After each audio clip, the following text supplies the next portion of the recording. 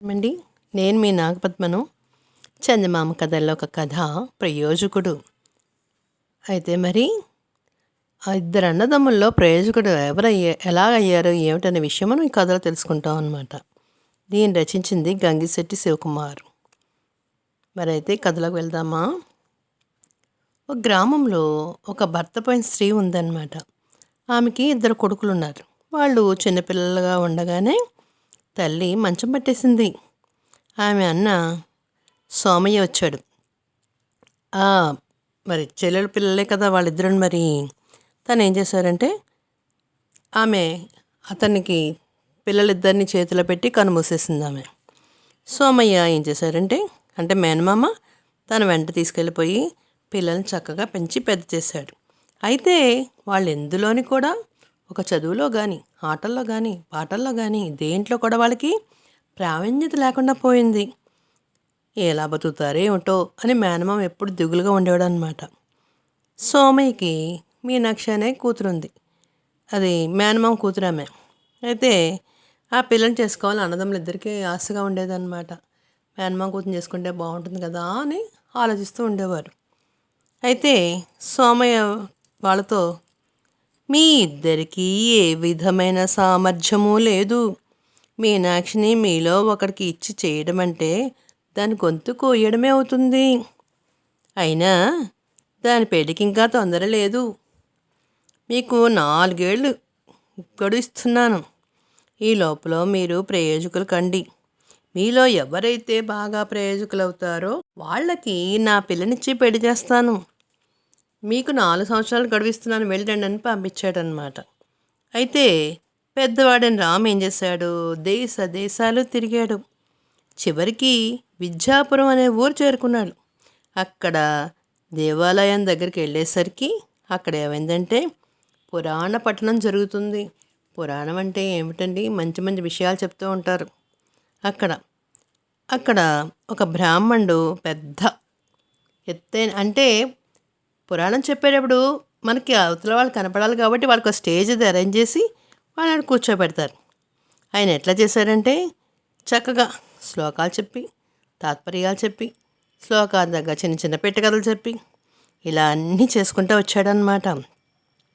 ఆయన చుట్టూ జనం అందరూ కూర్చుని ఉన్నారు. రాముడు కూడా అందరితో పాటు చివరి దాకా పురాణం విన్నాడు. పురాణంలో సారాంశాన్ని గ్రహించాడు. తర్వాత పురాణం పూర్తిగా చెప్పడం అయిపోయిన తర్వాత ఏం చేశాడంటే ఆ బ్రాహ్మణుడు పురాణం అయిపోయాక ఏం చేస్తారండి? స్టేజ్ దిగి కింద దిగిపోతారు కదా. అలా వెళ్ళిపోతున్నప్పుడు రాముడు ఏం చేశాడంటే ఆయన వెనకాలే ఇంటి దాకా వెళ్ళి ఆయన కాళ్ళు పట్టుకుని తనకు విద్యాదానం చేయమని అడిగాడు. నాకు విద్య నేర్పించరా అని అడిగాడు. అప్పుడు బ్రాహ్మణుడు ఏమన్నాడంటే రాముడిని అవదేసి నీకు చదువుకోవాలని ఆసక్తి ఉంటే నాకు చెప్పడానికి అభ్యంతరం లేదు నాయనా అన్నాడు. సరే, అప్పటి నుంచి రాము ఏం చేశాడంటే గురువుగారికి కావాల్సిన అన్ని సామాగ్రి తెస్తూ ఆయనకి శుశ్రూష చేస్తూ ఆయన సేవలు చేస్తూ ఆయన స్నానం చేస్తే నీళ్ళు తోడిచ్చి ఆయనకి ఏం కావాలని అది చేస్తూ అన్నీ చక్కగా చేసుకుంటూ ఎంతో భక్తితోటి ఎంతో ఆసక్తితోటి చదువును పూర్తిగా నేర్చేసుకున్నాడు. కాలక్రమేణా పండితుడు అయిపోయాడు. ఇలాగ నేర్చుకుని తాను కూడా గురువు మించిన శిష్యుడు అయిపోయాడు అనమాట. ఈ లోపల ఇక్కడ పెద్దవాడు గొడవ. ఇక్కడ చిన్నవాడు ఏం చేశాడు? చిన్నవాడైన రంగడు కూడా వాళ్ళ ఊరు తిరిగి రామాపురం అనే ఊరు చేరుకుని ఒక సత్రం అరుగు మీద కూర్చున్నాడు. అంతలో ఒక పెద్ద మనిషి వచ్చాడు. ఆ సత్రం ముందుగా ఉన్నాడు. ఆయన చూడగానే సత్రం యజమానితో సహా అందరూ కూడా ఆయన దగ్గరికి వెళ్ళి నమస్తే అండి అని చెప్తున్నారనమాట. రంగడికి ఏమిటి, ఇతను ఎవరు, ఎందుకు ఇలా ఇతన్ని అందరూ గౌరవిస్తున్నారు అని అనుకున్నాడు. ఆయన ఊళ్ళో గొప్ప డబ్బున్నవాడంట. ఆయన 30 తరాలు కూర్చుని తిన్నా తగినంత ఆస్తుంది అతని దగ్గర. అందుకనే ఆయన గ్రామంలో వాళ్ళందరికీ మంచిగా మర్యాదగా ఉంటారు. ఊళ్ళో జనమంతా కూడా ఆయన మాట అంటే పేరు వేదం అన్నమాట అని సత్రం యజమాని చెప్పాడనమాట రంగడికి. అమ్మో, డబ్బు ఉంటే ఇంత విలువ ఉంటుందా మనిషికి అని అనుకుని ధనికుడు ఆ డబ్బుని అతని దగ్గరికి ఏదైనా సంపాదించాలి, అక్కడ ఏమైనా ఉద్యోగం చేసుకోవాలి, డబ్బులు బాగా సంపాదించాలి, ఆయన ఎలా సంపాదిస్తున్నాడో ఆ కిటికలనే నేను తెలుసుకోవాలి అని అనుకున్నాడు. అనుకుని వెంటనే గబగబా ఆ డబ్బున్న ధనికుడు వెంట కూడా పడ్డాడు. వెళ్ళి నాకు కూడా ఏదైనా పని ఇప్పించండి బాబు గారు అన్నాడు. వాళ్ళు రంగడికి కూడా ఆ డబ్బున్న అతని దగ్గరే పని ఇప్పించేశారు. అయితే రంగడు ఆ డబ్బున్నవాడి దగ్గర పని కుదిరాడు, కానీ తనకు వచ్చే జీతము మిగతాది ఏమీ మిగలట్లా, అంతా అక్కడక్కడే ఖర్చు అయిపోతుంది. ఎందుకంటే ఆ డబ్బున్న యజమాని మహాపిసినారుడు అనమాట. ఆయన డబ్బు సంపాదించడానికి చెయ్యని పాపం లేదు, మోసం లేదు, అంతా దారుణం. ఎక్కడ ఎలా డబ్బులు దొరుకుతాయో అక్కడ ఎలా చేసేద్దామా అని అనుకునే మనిషి అన్నమాట అతను. అలాగా సోమయ్య ఇంకా వాళ్ళ మేనమామ పెట్టిన 4 సంవత్సరాల గడువు తీరిపోతుంది కదా. ఇంకా ఏం చేశాడంటే రంగడు, నేనేమీ చేయలేకపోయాను, నేనేది సాధించలేకపోయాను అనేసి అనుకుని ఊరుకున్నాడు. ఒక రాత్రి ఏమైందంటే ధనికుడి బాగా డబ్బున్న యజమాని ఇంట్లో ఏమైంది, అందరు నిద్రపోతున్నారు. రంగడు ఒక్కడ మాత్రం మెరుగ్గా ఉన్నాడు. ఎక్కడి నుంచో పెద్ద శబ్దం వచ్చింది. అతను ఏం చేశాడంటే ఒక పెద్ద కర్ర తీసుకొని అక్కడ పక్కన నిశ్శబ్దంగా ఉన్న చోట, చప్పుడైన చోట అక్కడ కామ్గా అక్కడ కూర్చున్నాడు అనమాట. 2 దొంగలు ఇంటికి కన్నం వేసేసి లోపలికి వచ్చేసారు. చాలా సొమ్ము తీసేశారు అందులోంచి. దానిలో వాళ్ళిద్దరు పారిపోవడానికి రెడీగా ఉన్నారు. వాళ్ళు రంగణ్ణి వాడి చేతుల కర్రని చూశారు. చూసి భయపడిపోయారు. వాడు కొట్టడానికి వస్తున్నాడో మనం భయపడి కర్ర ఎత్తేసరికి, మమ్మల్ని కొట్టకు, దొంగిలించిన దాంట్లో సగం నీకు ఇస్తాము, మమ్మల్ని ప్రాణాలతో వదిలిపెట్టి బాబోయ్ అంటూ ఒక దొంగ వణుకుతున్నాడు అన్నమాట.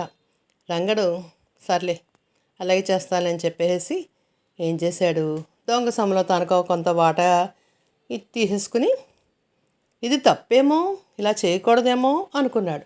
కానీ తన యజమాని ఎన్ని రకాలుగా మోసాలు చేస్తున్నాడు, ఎన్ని రకాలుగా డబ్బు సంపాదిస్తున్నాడు అని తెలుసుకుని సర్లే నా వాటా నాకు ఇచ్చేయమన్నాడు అనమాట. అని వాళ్ళు కూడా ఏం చేశారంటే ఆ దొంగలు ఈ రంగడు కూడా వాటా ఇచ్చేశారు. దాన్ని జాగ్రత్తగా ఎక్కడో భద్రంగా దాచుకున్నాడు. దాచుకున్న తర్వాత మన్నాడు ఆ డబ్బున్న యజమాని దొంగతనంగా తెలుసుకుని నౌకర్లందరినీ పిలిచాడు. దొంగలు వెతకమన్నారు, కానీ వాళ్ళు ఎక్కడా దొరకలేదు. తర్వాత కొన్ని రోజులకి ఏమైందంటే రంగడు పని మానేసుకుని తాను దాచి నుంచి డబ్బును తీసుకుని వాళ్ళ సొంత ఊరికి బయలుదేరి వెళ్ళిపోయాడు.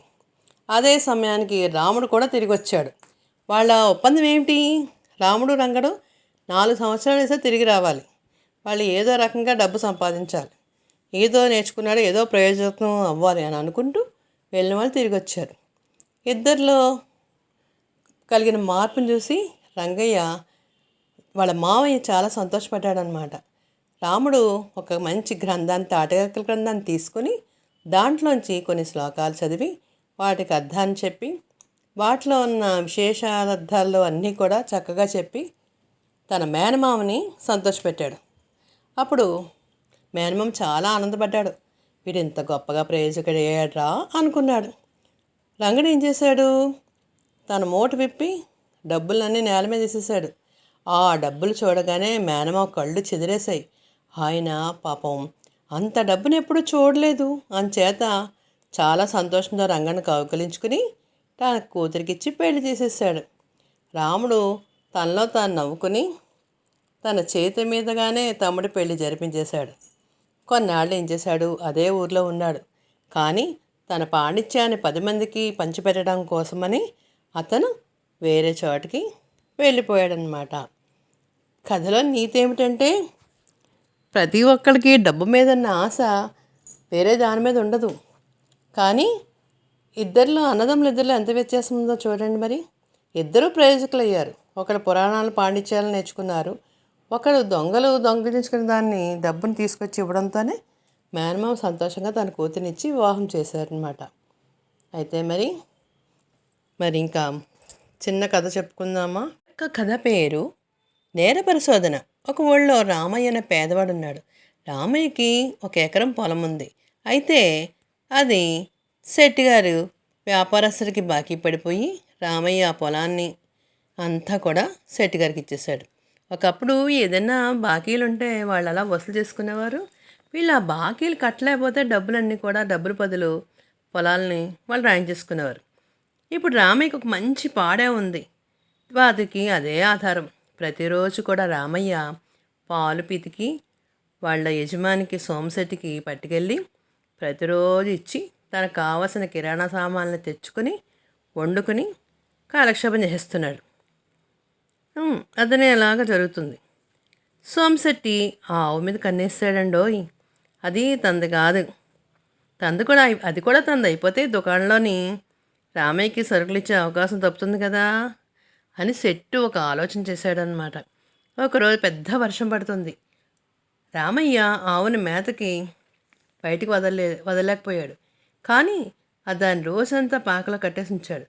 దానికి తినడానికి గడ్డి కూడా లేదు పాపం. అందువల్ల అది ఏం చేసింది, మర్నాడు భయపడిపో ఏమైందంటే అక్కడ అది బయటికి కట్లు తెంచేసుకుని ఊరు బయట ఉన్న సోమశెట్టి పొలంలోకి వెళ్ళి మేసేసింది. ఆ సంగతి రామయ్యకి తెలియదు పాపం.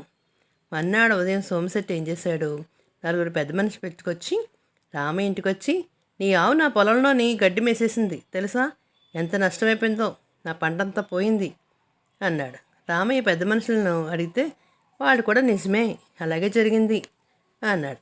నాకు కాస్త కొస్తా కాదు 200 వరహాల పంట నష్టం వచ్చింది. ఎలా తీరుస్తావు డబ్బులు?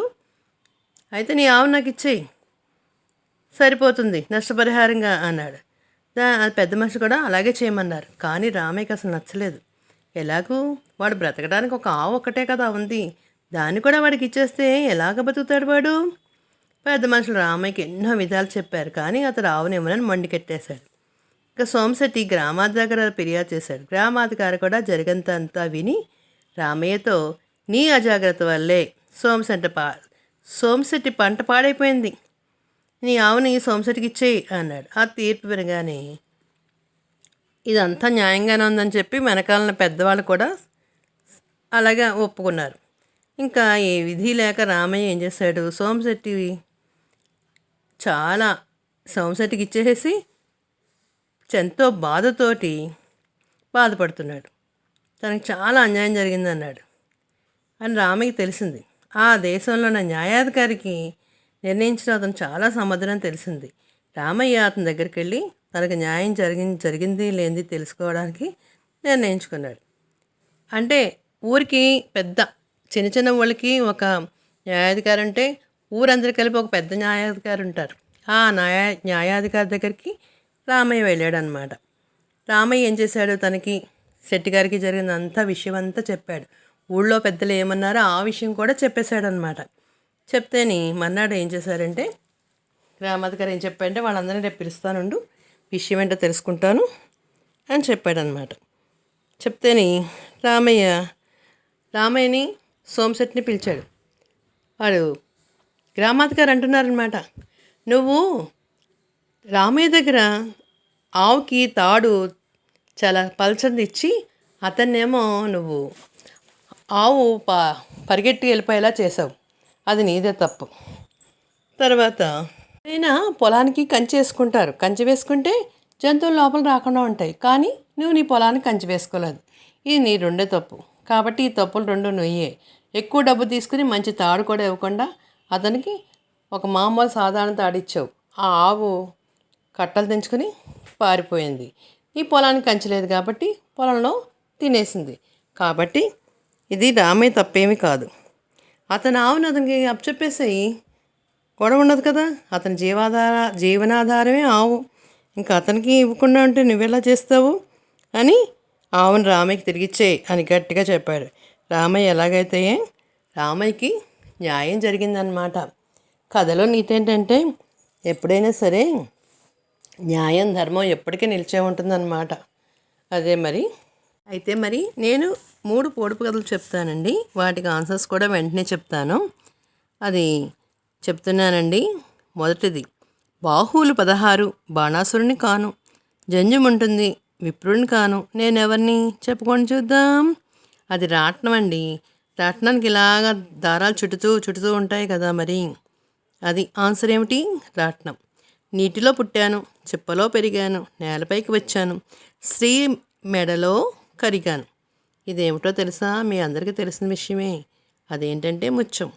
పచ్చపచ్చల కుండ, పగడాల కుండ, లక్ష్మమ్మ వచ్చే లక్ష వరహాల కుండ. ఇదేమిటో తెలుసా? అలివేని కొండ. ఈ అలివేని కొండ ఇంట్లో ఎవరింట్లో ఉంటే వాళ్ళకి లక్ష్మీదేవి తప్పనిసరిగా మనకి కటాక్షం ఉంటుందండి. అలివేని కొండ ఉంచుకోండి ఇళ్ళలోని. అయితే మరి తెలుగువారి దీపకాంత్కి లైక్ చేసి, షేర్ చేసి, సబ్స్క్రైబ్ చేసి, కామెంట్ రూపంలో పెట్టండి మరి.